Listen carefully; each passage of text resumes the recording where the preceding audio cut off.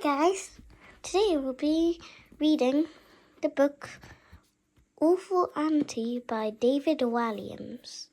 So get tucked under your bed sheets and read the story. I'll only show you the illustrations if you're wondering. Okay, let's start. Here's the first illustration. Okay. Now.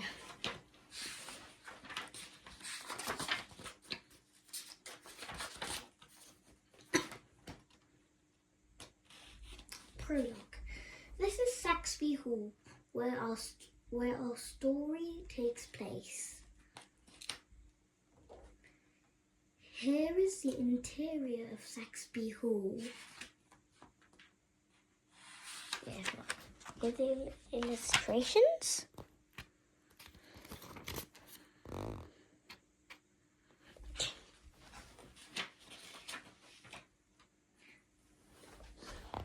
This is the map of the houses and grounds. Here, Saxby Hall.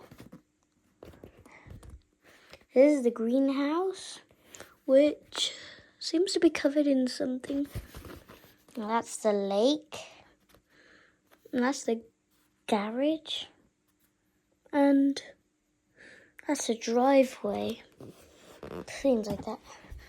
Just tell me if you missed anything. Okay.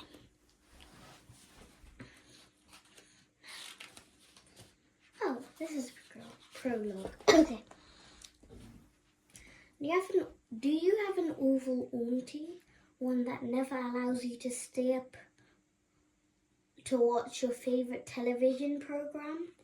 Or an aunt who makes you eat up every last spoonful of her revolting repulp crumble, even though she knows you hate repulp?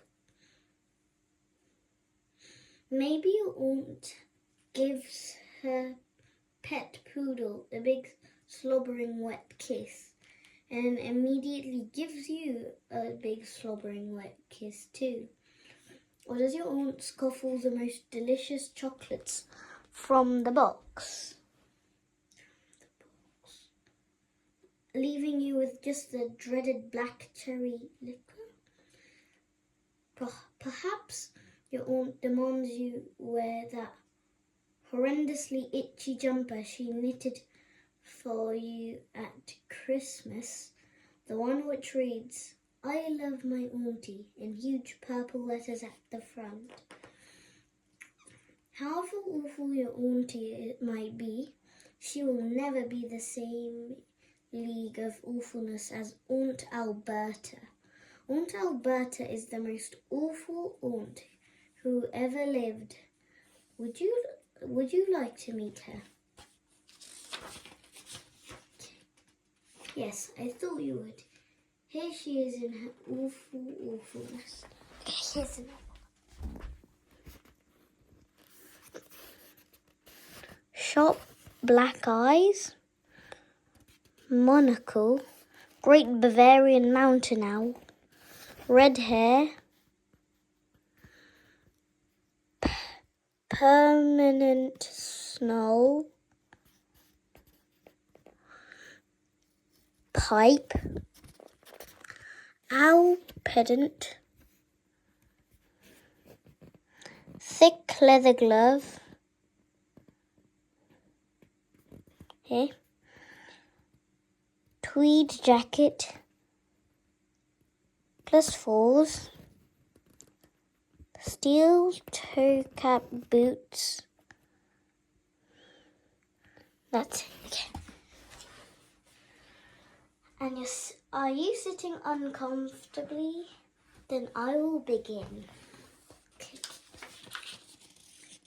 Meet the other characters in the story. The young lady Stella Saxby. This is Soot. He is a chimney sweep.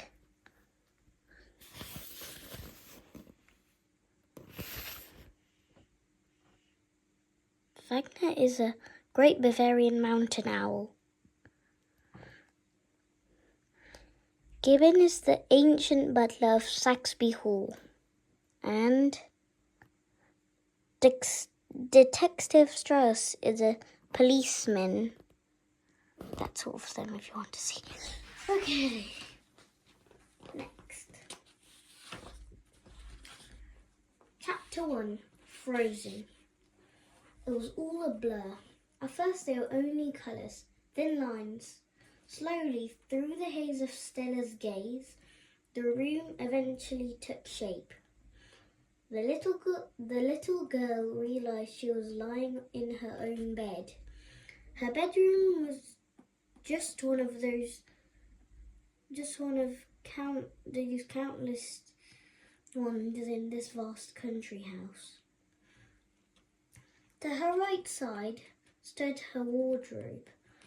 On her left sat a tiny dressing table, framed by a tall window. Here's an illustration. Stella knew her bedroom as well as she knew her own face. Saxby Hall had always been her home, but somehow, at this moment, everything seemed strange. Outside, there was not a sound. The house had never been this quiet before. All was silent. From her bed, Stella turned her head to look out of the window. All was white. Thick snow had fallen. It had covered everything within sight. The long sloping lawn, the huge deep lake, and the empty fields beyond the estate.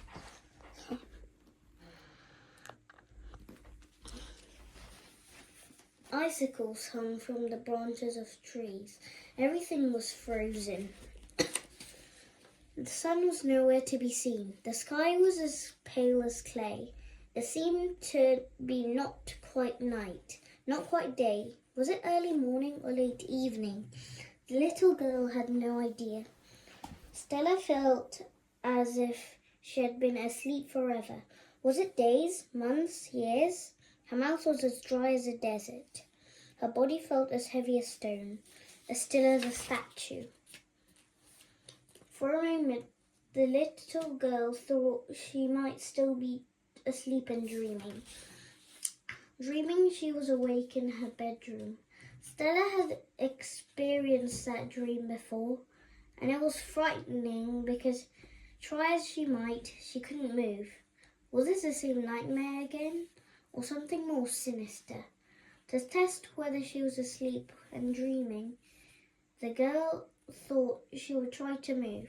Staring at the far end of her body, first she tried to waggle her little toe. If she was awake,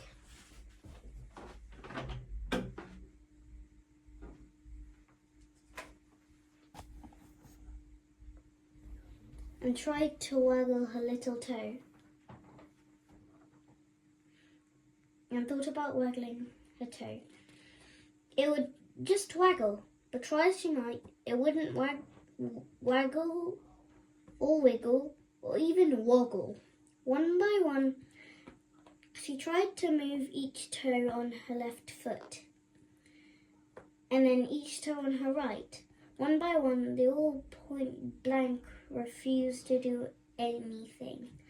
Feeling increasingly panicked, she tried to circle her ankles before attempting to stretch her legs, then to bend her knees, and finally she concentrated as hard as she could on lifting her arms.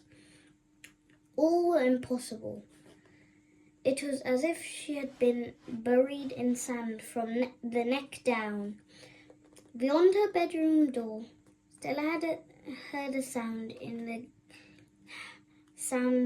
the house dated. Stella heard a sound. The house dated back centuries. It had been passed through many generations of the Saxby's family. It was so old that everything creaked. and so vast every noise echoed down the endless labyrinth of corridors. Sometimes the young Stella believed that the house was haunted. A ghost stalked Saxby Hall in the dead of night when she went to bed. The little girl was convinced she could hear someone or something moving about behind her wall.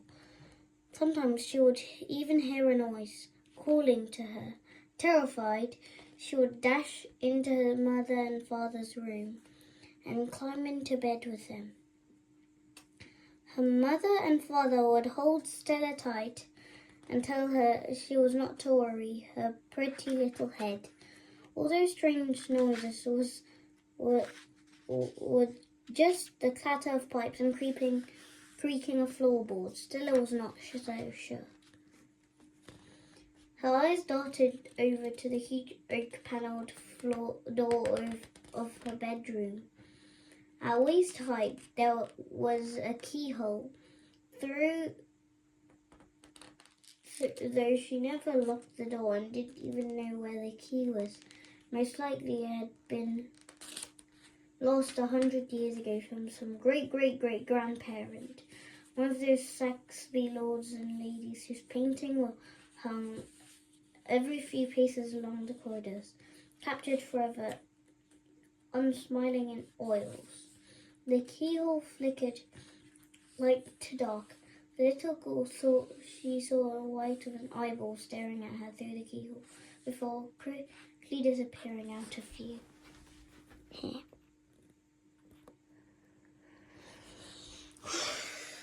Mama, is that you? She cried out. Hearing her own voice out loud, Stella knew this was no dream.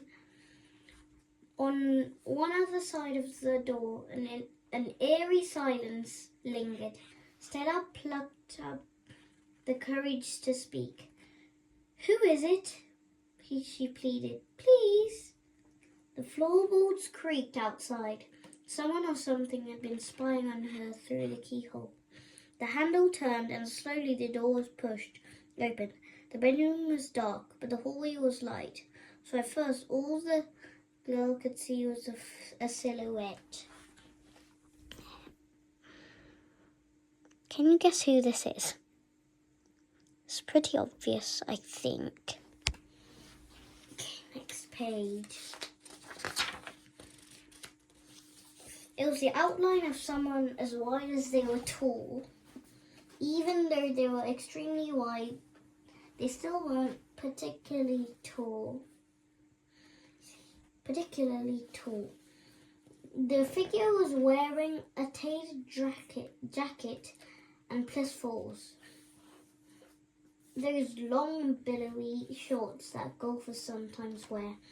A deerstalker hat adorned the figure's head, with the ear flaps unflatteringly down. Jutting out from her mouth was a long, thick pipe. Soon plumes of sticky, sweet tobacco smoke clouded the room. On one hand, there was a thick leather glove. Perched on the glove was the unmistakable outline of an owl. Stella knew instantly who this person was. It was her awful Aunt Alberta. Well, you have finally woken up, child, said Aunt Alberta.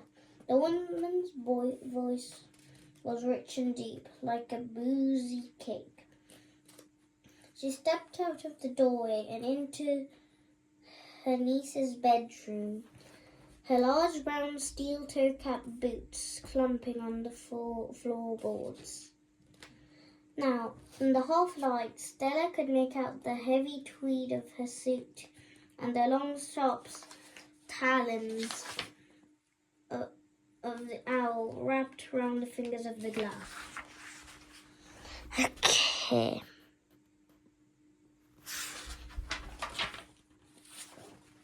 It was a great Bavarian mountain owl, the largest species of owl there was. In the villages of Bavaria, these owls were known by locals as flying bears. on account of their startling size. The owl's name was Wagner. It was an unusual name for an unusual pet. But then Aunt Alberta was a highly unusual person. How long have I been asleep? Please, Auntie, asked Stella. Aunt Alberta took a long suck on her pipe and smiled. Oh, just a few months, child. That's the end of chapter 1 and the prologue of Awful Auntie. Wait to continue next fortnight so you can read on to see chapter 2, A Baby Vanishes.